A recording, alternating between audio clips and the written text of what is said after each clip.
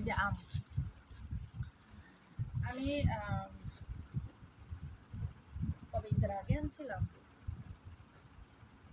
হ্যাঁ মনে হয় আমি ঈদের পরে, ঈদের 3 দিন না 4 দিন পরে বাজারে গেলাম।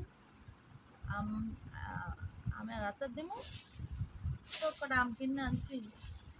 ঈদের 2 দিন ঝামেলা লেগে শুধু ধরতে পারি না। তারপরে দিন কাটছি, 5-6টা কাটার পর চাই দেখি আমি তো 3 কেজি, এত বড় বড় 5-6টা আম তো প্রায় 2.5 কেজি হয়ে গেছে, 2 কেজির উপরে গেছে। তাকায় দেখি আরো 4-5টা আম পাইকা রয়েছে, মানে একদম নরম নরম হয়ে রয়েছে। তো আমি তো একটা সুস্থ মানুষ ভাই, আমি এবার খাওয়ানে পাগল।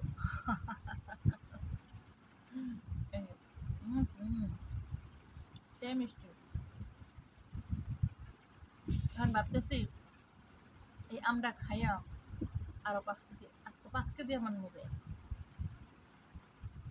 দাম যাই হোক। কেননা পাকা আম ব্যান কিনতে বাটার লইয়া কিংবা দোকানে বসে ফরমালি দেওয়া, আর এই কাঁচা আমটা আপনার ঘরে না পাকবেন, এটা কোনো ফরমালি ছাড়া, এটা তো কোনো ফরমালি দেওয়া না। আমার মনে হয় আমি কথা বলতে পারি না, ঠিক না? কারণ কখনো বইলে অভ্যাস নেই তো। আর আমি সবসময়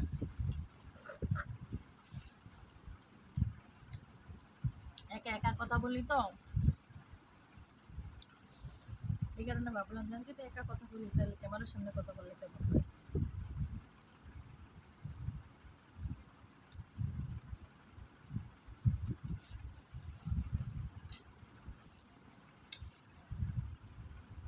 চুকও লাগে, কিন্তু কালকে রাত্রে যে আমটা খাইছি আমটা একটু চুকও লাগে না, মিষ্টি লাগে। আরো কয়েকদিন একটা দরকার আছে, কিন্তু যে জিরফা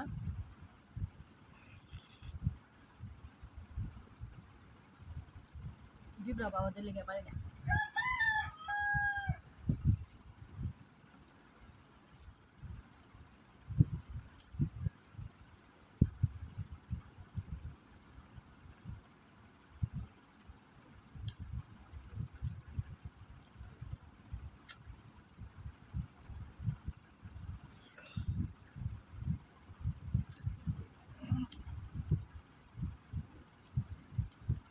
খালি পেটে আম খাওয়া ঠিক, ঠিক তো মনে হয় খাবার তো খাবার।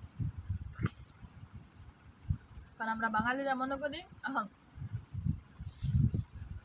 আমরা বাঙালিরা মনে করি কি সকালবেলা এখানকে ভাত খেলেই বালা, বিদেশিরা ফল খায় না। আজকে আমি বিদেশি হয়ে গেলাম, সমস্যা কি?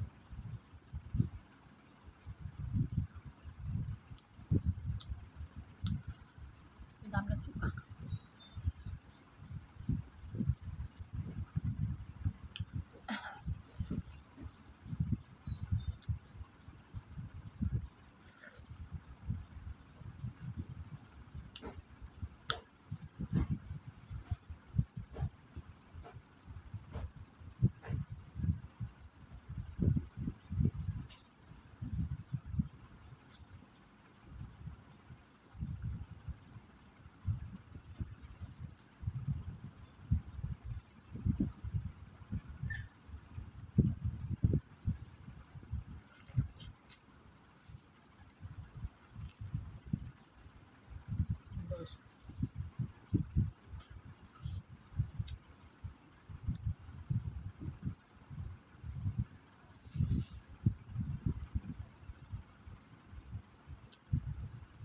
শেষ, ভালো থাকবেন, আল্লাহ হাফেজ।